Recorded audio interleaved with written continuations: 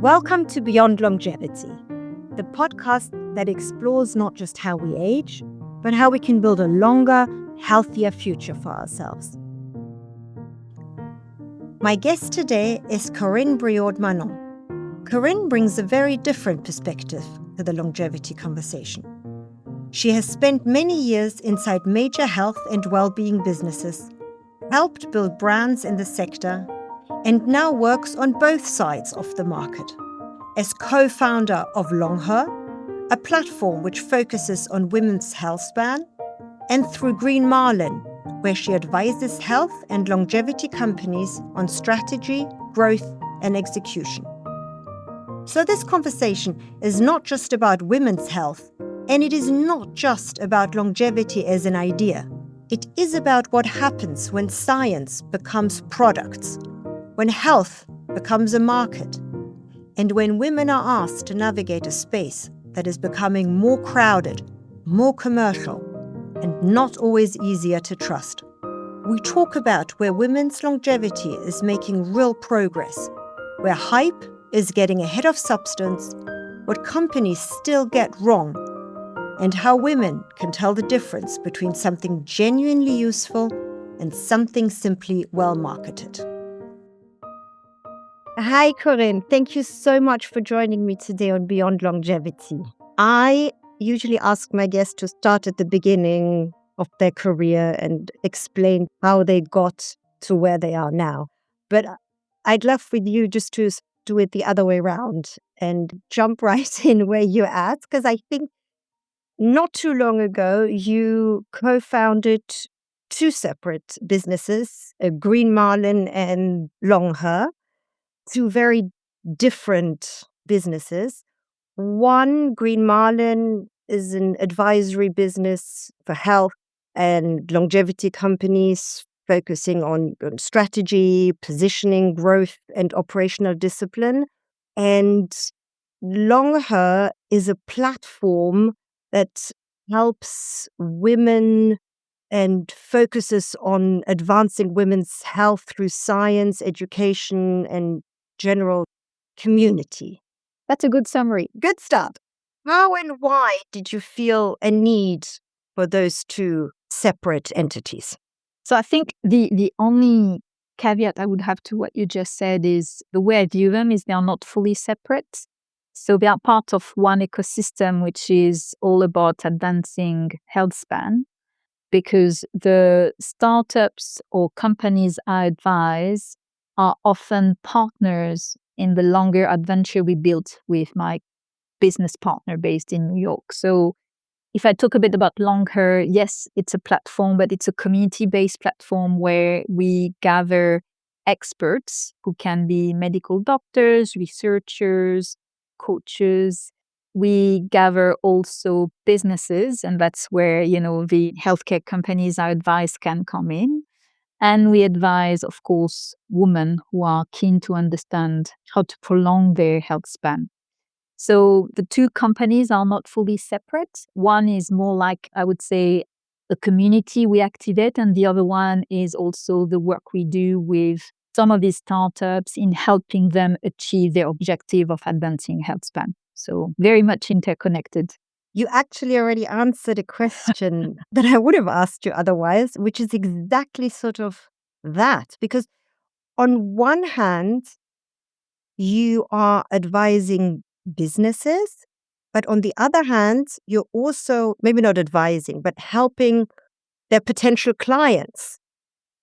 So how does that work in reality? The businesses I work with are often businesses which are at the stage of wanting to scale up, or early stage of they've already done so, but they need to go and find investors. Often these companies are funded by people coming from the scientific world. And when they go and look for money to invest in their business, they face very often different types of people, right? Investors coming from the financial world. And so I advise them on definitely how to frame their strategy and how to go and reach consumers, because most of the businesses I work with are direct to consumer or consumer-oriented businesses, so B2C. And so one of the opportunities I give them is to be exposed to some of their consumers through LongHER. Sometimes it's about testing, in fact, some of the hypotheses that they have. So, for example, at the LongHER event that we organized in Lausanne, we had a longevity clinic which attended. They were not open yet, but they wanted to meet some of the women who are the target audience, and they wanted to ask them some questions, understand how to frame the proposition in the best way. So it can be this way, but it's also LongHER can be a platform for them as well to expand awareness, expand trial. So we offer them that opportunity. It's also a great way for them to form alliances with whether some of the doctors who are there, but also some of the other brand partners who join. So we help them sometimes validate some of their hypotheses, sometimes also enrich their plans. And that is something that can be part of a pitch to investors, or that can help them grow the business. That's why it's definitely linked, and that's why they see a benefit in participating to both. It's very smart. I want to talk about Green Marlin a little bit more, but let me ask you first another question. What came first, the LongHER platform or the Green Marlin platform? So Green Marlin came first. Green Marlin appeared after I ended, maybe not for, forever, but at least for now, my career in big corporates. And when I started, in fact, advising some companies in consumer health, right? Leveraging my all the insights and learnings and expertise from the big corporate group. So that's why it came first. In fact, the first time I did some advisory was with a longevity-focused company, and that's how the whole longevity thing started. I joined the company for good and then went back to advisory. And then I would say LongHER came second, even though I think that the whole idea had matured for many years, even though I didn't really know about it. So it was an unconscious idea. But in terms of the real, I would say, framed, Green Marlin came first. Yeah. You've been very humble about your previous career. I mean, just to call it out, you were working for 20, 25 years at some of the biggest companies, there are Procter & Gamble, GSK, Nestle Skin Health. So you really know what you're talking about. What did you feel was missing in the startup field, early growth phase of these health and longevity businesses? Why did you feel you could help them? I think most of these companies, they have an amazing idea or an amazing product or an amazing service, right? It often comes from research or technical investigation, and sometimes they haven't validated the consumer needs first. So they may have something absolutely amazing, but they haven't validated yet, or they are also missing the structure. And so we can talk about hours about the technical great product, but they can't talk about how much it's going to bring to the investors, what's the time frame for implementing new solutions, new initiatives, what's their pipeline. So all the terms that investors want to listen to. So I'm going to give an example. I worked with a company based in France. They invented an AI-powered messaging robot. And the objective is not to replace human masseurs, but to complement, in fact, the massage therapy, which is in the Western world very much underestimated. Many reasons why you can't have massage therapy often. You don't find the people, it can be costly, you can't book when you need to, and all that. So they thought, okay, maybe a machine there can support that. So they worked on that. It's a couple, both of them coming from the engineering world. And so when I started working with them, they talked to me for hours about their product, about, the way it's done, the AI prototype and how it's working, the platform and everything. And they were looking at the same time for investments. And I was like, first, I don't understand much of what you're talking about, right? I know it's great. Let me try to understand the consumer needs, how you answer these needs. What is the benefit? How you're going to get your investors understand they can make money. So what's your distribution strategy and all that. So it's just one example of once you've been many years in a corporate world and you've been trained to look holistically at how to grow a business, you can help the startup. Do you think that a lot of the founders get the same things wrong when they come to you? Or is it sort of, everybody makes different mistakes? Or not mistakes, but, it has different challenges. Yeah, I think it's challenges. I think in consumer health, there's a trend in the sense that it's a lot focused on, I would say, the medical solution or the scientific solution, right? So often they come with, it's validated, it's based on this formulation, these ingredients, all of that. And then you ask the question, okay, but what is it going to be to consumers? That's not what they want to listen about. They want to understand why they should be buying you and what's the need you're answering. So this trait is very common. I think what I see as well is it's not a mistake. It's just probably a lack of time as well, because a lack of time and resources, because startups, they need to walk and run at the same time. So they don't have time sometimes to do thorough investigation, and they don't have the people, but they don't have time to look at the competition as well. So they are very much into developing their product. They are super passionate about it. They believe it's the greatest product on earth, and they haven't checked who else might be doing the same. Again, it's really much linked to the lack of time and lack of resources. These two things are very common traits that I can see. And I would say the third one, yes, they are so passionate about their product, way more passionate than you can be, when you work for a big corporate, right? Because it's their baby. And sometimes you have to, again, work with them on, it might be your baby, but don't forget it's business as well. And I think that's the third thing I would say that you see very often.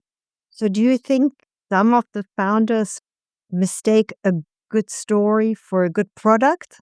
Yes, in a sense, but if you think that if we frame passion as a mistake or passion as something which can be a derailer when they face financial investors sometimes because they are too much focused on their own stuff, it can be turned into a great story, because the chance of a startup of surviving the first few years and become profitable and grow and be a good candidate for being sold with a high multiple, the passion of the team is something they look at. It's one of the key levers, right? So if you structure that passion in a way, and if you turn it into something which is not going to be, again, a derailer in terms of the CEO of others not wanting to change something, because sometimes that the derailer that can happen, it's a formidable thing for a startup. You absolutely need that. I don't believe any team lacking passion has ever succeeded in a startup world. I don't think it's possible. When someone comes to you with an idea, can you tell, like in the first 5 minutes, if this is something good? Also, did you once think, oh, this is something fantastic, and it turned out to be nothing, or vice versa? It's a super interesting question you're asking. I don't think you can prevent yourself from having a gut reaction to what you're seeing, right? So especially if it's in the women's health territory, you're like, oh, I'm going to listen even better. I think that you may get a sense, but sometimes you have to really dig to understand whether it's a great idea. And again, often I think it's linked to a couple of key things, which is, okay, the idea might sound great. Is it really differentiated? And maybe you can't get that in 5 minutes because you need to do a thorough exercise and you may not know the category. And is there anything coming from competition that is very close to that? So the whole differentiation thing is a key one. I worked with a supplement company. They work with one lead ingredient. And when I met with them and they talked to me about the product and the ingredient, I was like, whoa, that's amazing. And that's the only ingredient used in some of the clinical trials to talk about autophagy, for that type of ingredient. And I was like, oh, that sounds really amazing. And then, so you're like super excited. And then you start digging and you're like, oh, but there's other ingredients which might do the same thing. And maybe you have some me toos of its ingredient, which might be instead of natural chemicals, but how is the consumer going to understand the difference? So yes and no to your question. I think sometimes, yes, you've got the gut instinct, there might be something, but you still need to, I think, verify it. And what do you think is the difference between a company that is genuinely solving a problem and one that's just very good at creating a demand? There's a great examples at the moment of that. So in the whole longevity world, you see a lot of longevity clinics appearing, right? It's hundreds of them appearing, maybe not every day, but in every city now you have big cities, you have some. Some I would say are purely funded by financial people because longevity is very trendy. It makes sense to invest there. There's a need from a consumer perspective. Some are funded by doctors who have been working in the not industry of longevity, but longevity is just a new word to say you're going to hopefully help people live longer. So all the people who have been in prevention for a while, now they are maybe reframing their practice. They have a very strong foundation. So on one side, I would say probably more genuine. On the other side, it's way more looking at consumer needs, but demand and trying to drive that from a very economical perspective. I think the jury is a bit out at the moment. If I take this example in terms of which one is going to succeed, I would say that the first one is probably going to succeed if they find resources and they can get scale quickly. The second one is they can find the right people to work at their clinics and the right staff with the right credentials. I don't know if there's a yes or no to your question. I think you can see both appearing at the same time in some categories, for example, definitely in longevity. At the end, I would say authenticity and seeing that it's way more than a transaction. There's really something behind and the people they meet are genuinely interested in advancing the health span is going to be the make or break for these practices. So which one will win? I don't know, but I think the authenticity will definitely win the battle with consumers. I've spoken to academics and university professors and people in research in general in the longevity field. They came to you. What advice would you give them? How to make the jump, how to transition from just working in their lab and pure research and all that to entering the commercial market? The very, very first advice would be stop being a scientist, start being a consumer.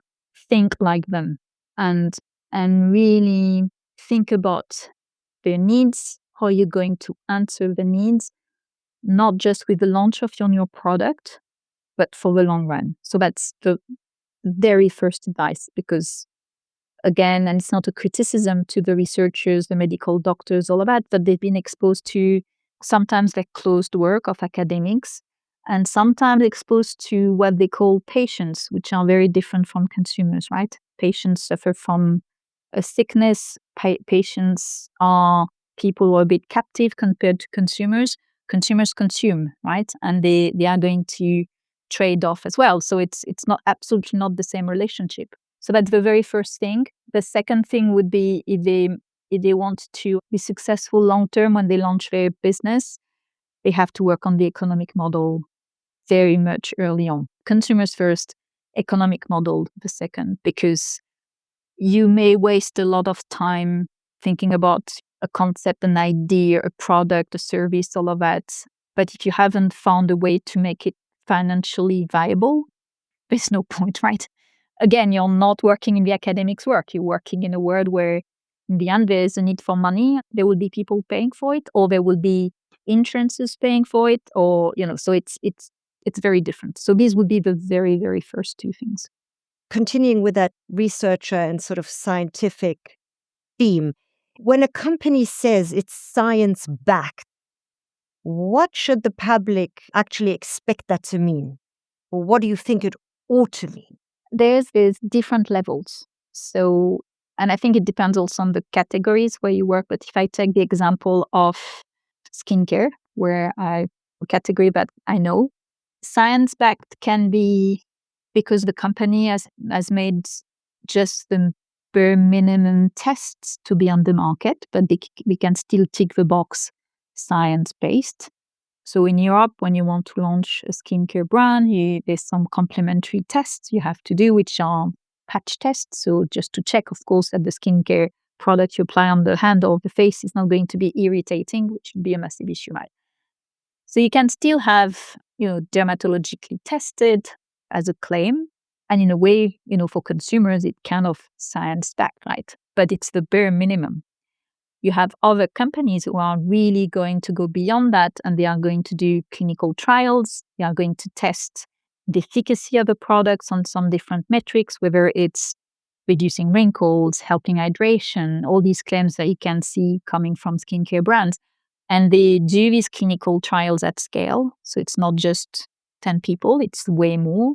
They do it over a long period of time. So maybe not 24 hours, 48 hours, but a few weeks.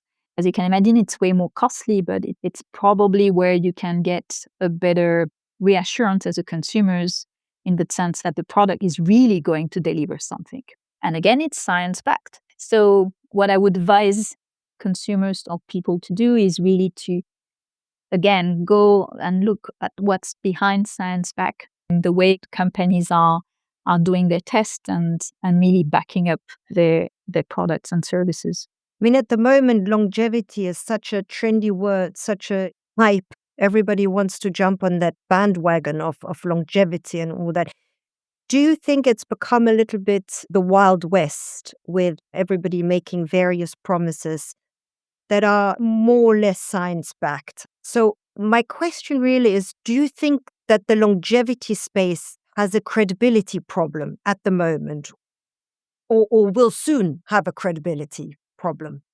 I think it has at the moment, definitely. I think it's quite normal for that category to be in that stage. So when you look at the theory of formation of categories or companies, right, they are born, they are nascent, and then they grow, and then there's chaos, and then there's consolidation potentially, and then, of course, less and less companies, and then you end up with the best one surviving. It's a bit this Darwinism model, right, as well at the end. I think longevity is in the chaos mode at the moment. It's still only for a few, right? And because we work in it, I think we believe it's huge. It hasn't reached the masses yet, right? It's still with a small proportion of the population. The investments which are going there are growing, but still compared to other, categories like AI and all of that, of course, it's very small. But within it, it's the wild, wild west because regulations do not exist for some of the things, right? So some of the categories like food supplements, yes, in Europe, you may have more regulation, but in the US, it's really, you see claims appearing on packs or which are on websites, all of that. And you're like, these claims can't be true because they promised me not eternal life, but almost, right? So yeah, there you have, again, we talked about it, but lots of clinics opening with all these different tests. And I think you can get lost in terms of understanding which one is really relevant, which one is really funded. There's all these different types of doctors as well, which appears some of them are no credentials in terms of medical knowledge or nothing, but they are just great speakers. So yes, it's a bit the wild, wild west. I think we've seen, I would say, probably some scandals. A few of these big names recently have made the news, whether it's because the way they were doing their substantiation for some of the products they were selling was not in line with protocols that are clinically validated. Others because it was just business for them. So even though they were doctors, maybe behind it was not, very genuine. So we see that appearing now, and I think it's going to continue and it's going to get bigger till we reach a point where I think there would be regulation. Consumers would be doing also their research.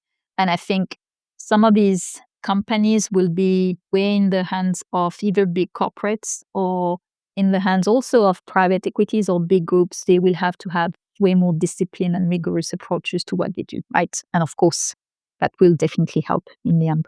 You've always been a big advocate for women and women's health, just in general, for women to thrive, health-wise, work-wise, in life in general. Do you feel that this whole longevity market is targeting women and is sort of mixing up between what healthy aging is and what helps them and what doesn't and what they need versus what they ought to take? Do you think it's becomes a big business rather than actual support for women? I might be a bit provocative here, but I do believe it has to become a big business. So the needs of women when it comes to their health will be served. Women's health has been underserved, underlooked at, underdiagnosed for too many years. When you think about it, there was numbers, I think it's from last year, which were saying like only 2% of the investments from venture capitals in health are going to women's health. I mean, that number is so small that it's not significant, right?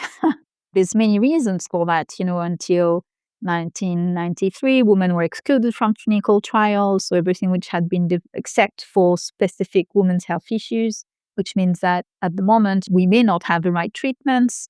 Our bodies have been considered like small men bodies in a way. So whole market, I would say, of women's health needs to be business oriented. So we get products, services, and we get treatments that are adequate for us. The reason I'm saying it's a bit provocative is that it's business led, right? So we can also imagine, what it means, that there could be issues with, is it genuine? Is it authentic? Is it going to serve the needs of women? Hopefully, yes. So when you look at the US, where I think it's probably 90% of investments which are being made there, you have some amazing companies which have been born thanks to that. So there's one which is really young, which was born in 2022, which is MIDI Health, which the CEO is Johanna Strauber, right? And she has been suffering from perimenopause and menopause symptoms, right? And the needs were not served at all. And she knew a bit about digital platform from her background. And she thought, okay, how do I help women there? And she founded that platform, which is dedicated to helping women who go through this phase of their lives and get access to doctors, get access to treatment. The whole business is part of some health insurance platforms as well in the US, some bigger ones. So she thought about that as well. So it's not just for the privileged ones. She raised 100 million since 2022. So I think we can make both work, i.e. business and genuine/serving really the needs of women. And I think that's the only way.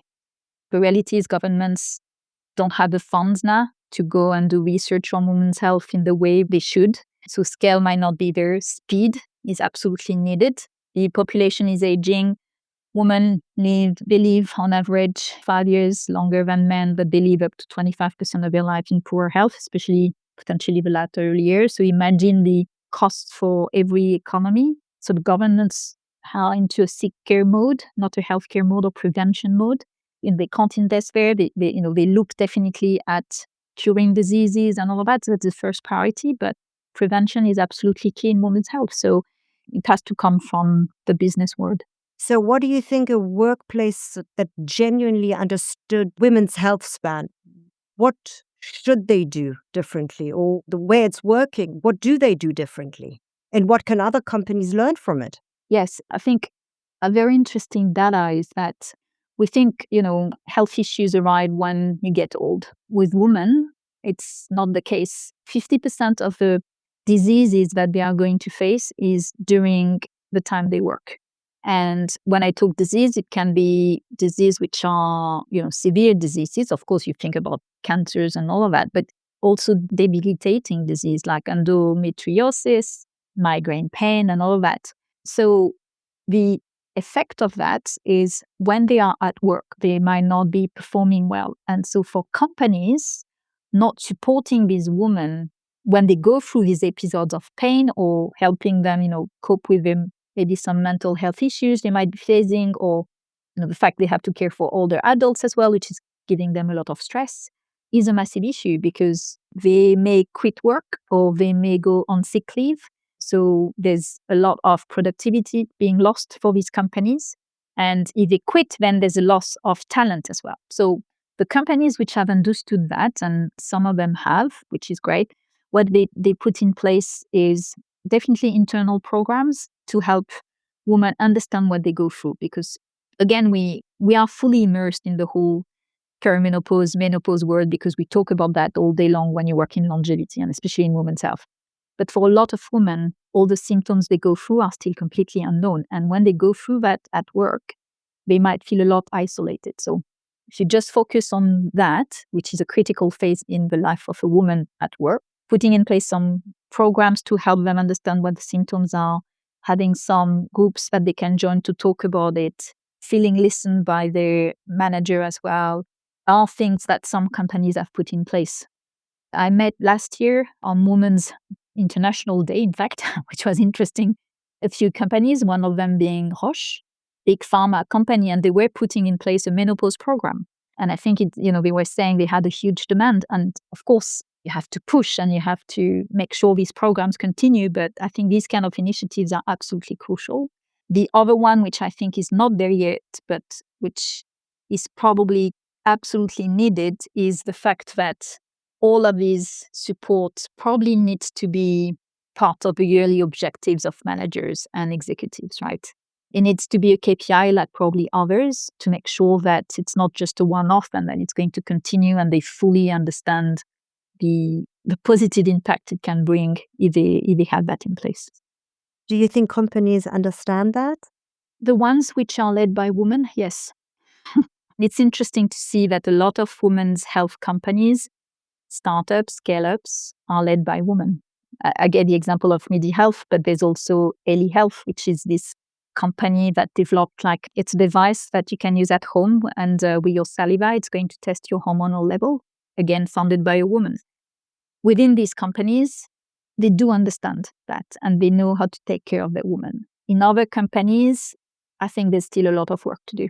And you can see that through the number of women who reached the executive level. The percentage is still very low. And I think in a way it's a proof that there's probably at some stage some care which is not given to the woman in these companies. And the care that would help them when they, face some difficult issues, go beyond these obstacles and reach the highest level. For me, it's one of the key proof that it's not there yet. Let's move on from women in business to women as consumers. The longevity field has recently, I'll say, become a very crowded space for women's longevity in particular. Do you see that as a progress, or do you think the market just sort of found an easy target? Because women anyway want to look after themselves. And, longevity is also often marketed as a beauty field, to look younger, to look healthier. I think you're right when you say that there is a link between beauty and health, right? We can read lots of articles now about beauty is health and health is beauty. The new status for very wealthy people is looking healthy and hence beautiful. There's definitely this mix now happening. I think that, yes, there's investment going there, but we have to, again, look at the numbers. It's still not there. It's still not 50% of investments in health that are going to women's health. So again, I think there's a lot of hype. It's talked a lot on social media and maybe beyond that, maybe in some investors forums and all that, but yet the numbers are not there. So I think the proofs are not coming in yet. Again, I think that women do want to take care of themselves, but they've been taught to take care of themselves very superficially up to now. So to your point, it's linked to beauty. I think where they are still not, in a way, potentially educated is really taking care of themselves holistically. So I'm a big advocate of muscle health for women. Reason behind that is one of the key reasons of death is when you fall, and especially women, because they suffer from osteoporosis linked to menopause. And if you haven't worked on your strength and your muscle health, your risk of falling and indirectly dying from your fall is super high. Strength training is picking up, but is still seen as something very scary for women. They would go and do yoga, they might run, they might do Pilates. When it comes to muscle health, it's still not there. So the foundations of what really is health for women is not fully understood. One of the key proofs of that is when you see the success of Ozempic and all the GLP-1 stuff. unless you are supervised by a doctor and you really are overweight and you really need that, I think that's a different story, right? But women who now take Ozempic or others, because they want to get skinny and thin very quickly at the detriment of their strength and muscles and long-term health, is a proof that they haven't understood yet what's the foundation of Healthspan. So the battle is not won at all. The battle probably hasn't even started properly. Oh, properly, yeah, absolutely. If a woman who hasn't started this journey yet, if a woman is listening to this and just feels she's being hit from every angle, supplements, hormone advice, biomarker testing, skincare, wearables, wellness, how and where would you tell her to think about where to begin? I think the very, very first step for her would be to do an assessment of her health. And when I say that, I'm not saying she should spend thousands of dollars or euros or pounds or Swiss francs on all these tests offered by longevity clinics, which are a lot into optimization. I would start with going to my GP and ask for really like blood tests, but like a very, very complete list of tests, often reimbursed by, your health insurance, and already identify there what could be the key issues you have, whether you lack iron, which is very common with women and which can be easily looked at, whether you are at risk of diabetes, again, can be easily looked at. So all these measures, which are really the foundations of probably your health. That's really the first thing. The second thing is there's a test that is also great, I think, to do, which again is not expensive, is to look at your weight, and women love looking at their weight, but look at the composition of your body weight. So your fat versus your muscle mass, your visceral fat, because these are things that are going to help you understand, do you have a real issue, i.e. visceral fat is a big issue long term. What do you need to improve? Do you need to improve, of course, your muscle mass because you are really under? Are you average? Do you need maybe to lose a bit of weight really, or is it okay? And if you work on your muscle mass, it might compensate. So the first advice for me is get, some of your metrics in place. And again, the very simple ones, right? The foundational ones.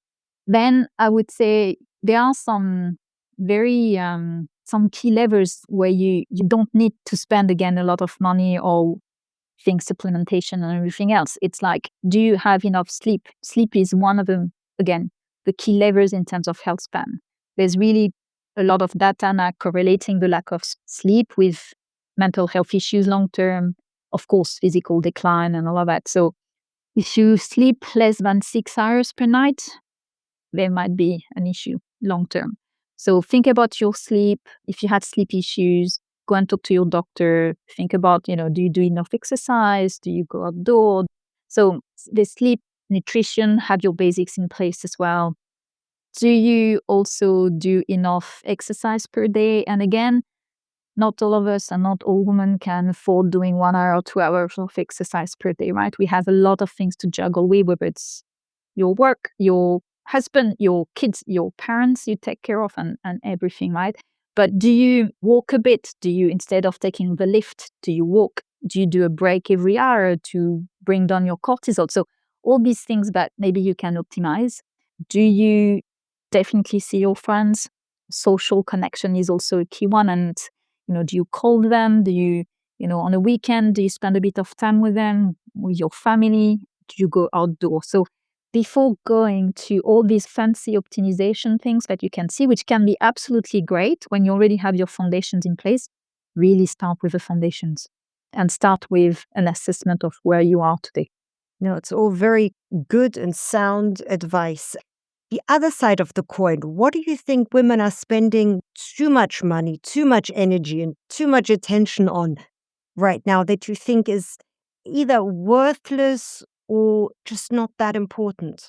I've recently read one quote which made me laugh because I worked for that industry for many years, which was, when women are going to be confident about their appearance, there's a lot of businesses which are going to collapse. A whole industry is going to collapse, right? So I would say feeling good when you look into the mirror is a good thing, because of course it's going to help your confidence and all that. But when it goes beyond that, and when it becomes a bit of an obsession, when you spend all your money into skincare, injections or more, I think that's where, for me, it can be an issue. First, because it's an addiction very often. Everything related to injections and all that can be seen as definitely as an addiction. And again, when you age, you're going to get wrinkles. You may reduce some of them, but you're going to get some.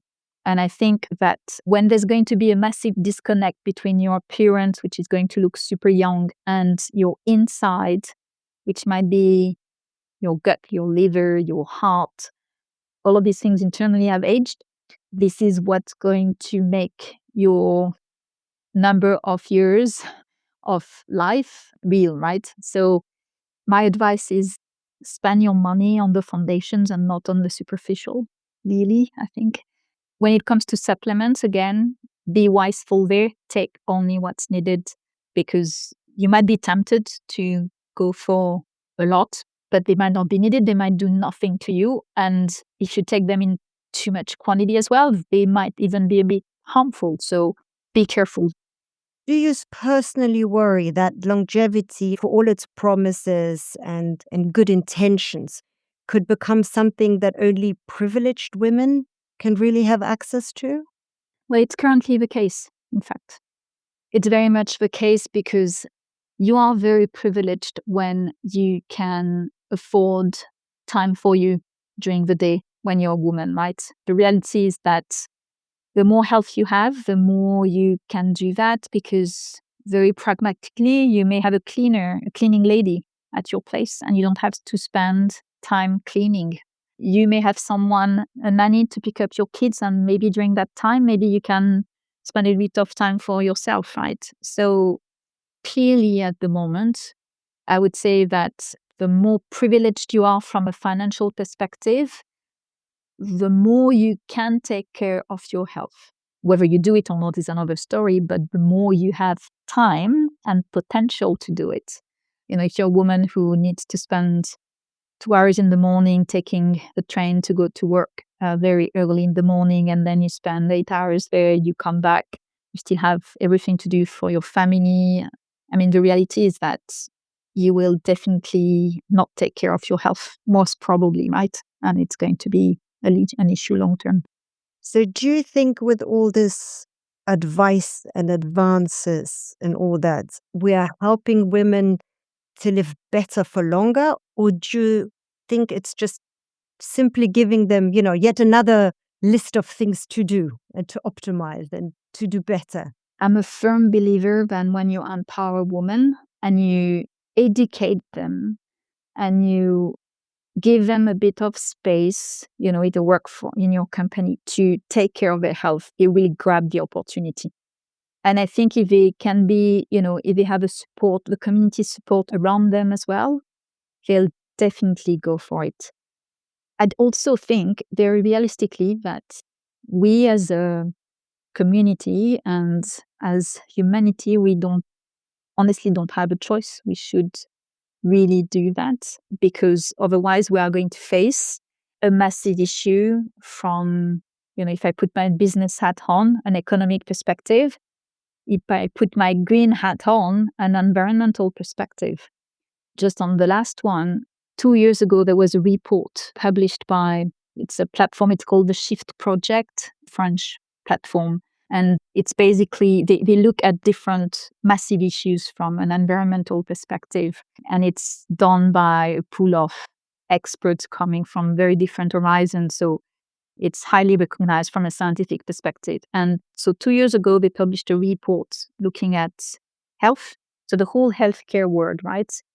And in France, the whole healthcare world, so including the production of drugs, the transport of patients, hospitals, everything, right, is causing 9% of the emission of carbon dioxide. When we know that the population is going to age, when we know that it's going to be women who are going to survive, but they are going to survive maybe in poor health. And if we continue this way, not educating them that might even get worse, that number of 9% is going to explode. And the whole ecosystem is probably going to collapse at some stage, right? Women are at the center of many things. So I know I'm sounding a bit gloomy here, but I think there's an urgent need to make sure that women can access education and can access some of these very basic foundations of Healthspan. Because otherwise, I think we will all suffer from that, really. I also don't want to sound too gloomy, but what do you think the industry as a whole is still not saying loudly enough because it's less commercially convenient or less commercially of interest? I think there's a whole model to shift as well. If you think about the healthcare industry, it's very much been dominated by the big pharma, the big academics, which have been looking at a sick care model. And the sick care model is linked to people are sick, they get a cure, we invest into finding a cure, we train doctors and all that into, in France, we call that kind of war medicine, right? We are getting amazing at prosthesis and changing a leg and getting people to survive from some of the most difficult cancers and all of that. But the money spent into prevention and helping people have a lifestyle that's going to either eradicate or reduce chronic diseases by 50 to 70% is not the current business model. The investments of big companies are still going into drug development, curing people from a disease, right? So it's a difficult shift, and that's why some of these companies are shifting. Some of these are investing. So if you take Abbott, for example, they are well known for playing in diabetes, right? And insulin delivering system or system that are going to track your glucose index when you're suffering from diabetes type 2, right? Or type 1. Now they have understood that 90% of the people who suffer from diabetes, in fact, do not need to take insulin, but they need support. But they might not switch to having to get insulin one day to get that right support. So they are launching this glucose monitoring device that they position a device that as a consumer you can buy because it's helping you with your lifestyle. So there is economic growth to be looked at and to be grabbed, but you need a mindset shift, right? It's coming from big corporates. It's coming from other companies like Oura, for example, that everyone probably know, this ring, manufacturer, right? Connected ring manufacturer. Their valuation is getting immense now. I think last week it was about $11 billion. They invest now into women's health. They have programs dedicated to them. So that's coming, but the shifts needs to be way quicker than now. And some of the big business models which I worked in the past need to be completely changed. So that's a big one. This might be a tough question or an impossible question to answer, but how quickly do you think these shifts are going to come? And not just for the couple of companies, but overall for the big majority. It's going to be probably country dependent when it comes to the masses, right? Because there's a need for a realization from the governments that they need to really push for change with the academics, with the big pharma companies in their country. And there's a push really needed there. And they also need to make sure that prevention is going to be a model that is incentivized with consumers, right? So at the moment, if you live in France, you have the social security model and you may have private health insurance, right? Yet, if you want to go and see an osteopath, or if you want to go and see a nutritionist, or if you want to go and see some people who can help into the prevention arena, it is partially reimbursed or not even reimbursed at all. Because at the moment, the model from also, is incentivized against treatment. So once governments as well will push as well the national security insurances when there are some to shift the model that can help reaching the masses. And so that's one side. And the other side is for me the whole academic world, right? How fast can they support startups maybe in some of the big universities which are working on that? How do we allocate funds to look into prevention? The rate of speed might be very country dependent. We have a formidable power when we face a massive issue. COVID is a proof, right? I just hope that we won't have to be at that stage for change to happen, but we don't need to be in the very traumatic situation to make a shift. It will have to happen at that stage, that's for sure, but hopefully it will happen before. What is your hope for the longevity field as a whole in the next couple of years? Where do you see it going and where do you hope it will go? So my hope, and I see it will come because that's the natural phase, but my hope is that the whole field is going to stop being the wild, wild west. Longevity is going to become a category where consumers cannot be fooled. That's my hope. And whatever amount of money they want to spend in it, what they will get is going to deliver. So that's a hope, I think. I think that the very wealthy people who are these biohackers have been served or, have now put in place some longevity hacks, and a lot of companies have addressed that core target. I hope that, the next level, which is reaching everyone interested in health, is going to happen very quickly, because that's usually the progression that you can see, and it's a way bigger audience as well. And I just hope that the masses, which are, I would say, the third level, will come quickly after that because of the economic situation every country is facing from a health perspective and economic perspective and environmental perspective. So in a way, I hope that funnel that we usually see in terms of going to the core target, early adopters to the masses, will happen quicker than it usually does. Very positive note to end on after our few gloomy points in the middle. No, I know. In the end, I always ask my guest 5 rapid fire questions, so you're no exception. So I'm going to ask you those as well. Go for it. What is the single best piece of advice you would give your younger self? Start early. Start early, because we think longevity is for the old people, and it's not the case. Start early. Name one habit everyone should adopt for a longer, healthier life. Be a sleeping beauty. If you weren't in longevity science and the longevity field, what career would you have chosen? Integrative health. What microdose habits, sort of 5-minute routine or small daily action, yields outsized longevity benefits? Breathing technique to lower your stress.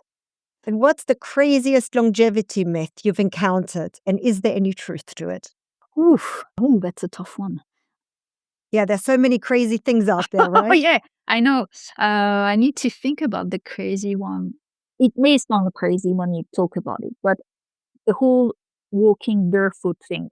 I think we all remember Pretty Woman, right? And Richard Gere walking barefoot at the end of a movie, right? And we all like, oh my God, no, that's so. It's such a, it means nothing, la la la. And in fact, I've lately discovered that there is a lot of science behind that. And that's basically because of electric fields, between your body and the earth. This is, in fact, walking barefoot on grass is a really great thing, again, to help with your cortisol. So it sounds a bit crazy when you give the advice, right? It sounds a bit big, but it's an advice really backed by science. So there is one. I heard that too, actually, recently. Or I read a study on it. So Yeah. it's very interesting, And the other one being listening to birds, which again is super interesting because you feel like, that's, again, that sounds a bit silly or that. Our body is not that different from, the body of 30,000 years ago, right? And 30,000 years ago, when humans could listen to birds, they knew that they were not in danger. And apparently it has impacted our ways of processing the sound of birds. And it's a calming thing. Another one. Yeah. On another note, they've made these studies that patients recovering from operations, if they look out of the window and they see nature, trees, whatever, nature in general, they recover much faster than the ones that look at urban cities or don't have any view at all. Yeah. And that's really crazy because they're not even in nature. They're just looking at it through Absolutely. a glass. So No, absolutely. Yeah. And that's why some of the companies are developing the virtual reality mask, especially for patients who are, suffer from depression and mental illnesses, right? And Alzheimer. So yeah, there's things behind that. Absolutely. Yeah, Back to basics. exactly. Listen, Corinne, thank you so much. This was just so much fun and such a great talk. I love Thank you. it. You are so interesting with all your experience and everything you've achieved. It was such a pleasure to talk to you, really. All these different angles we touched. Thank you so much. Thank you for the interview or discussion. It was really interesting as well. Yeah, I loved it. Yeah, really. That was Corinne Briaud Manon on Beyond Longevity. Corinne sees the longevity space not just through the lens of health, but through the lens of business, trust, and execution. And that matters. Because if this field is going to mature, and it will, it cannot rely on good intentions, glossy branding, or vague promises. It has to deliver something real. We spoke about women being underserved, but also about something broader. The risk that longevity becomes yet another market full of noise, pressure, and products, rather than a serious effort to help people live better for longer. If this episode made you think differently about women's health span, consumer trust, or where this whole sector may be heading, do share it with someone else who would enjoy it. And follow Beyond Longevity so you do not miss the next conversation.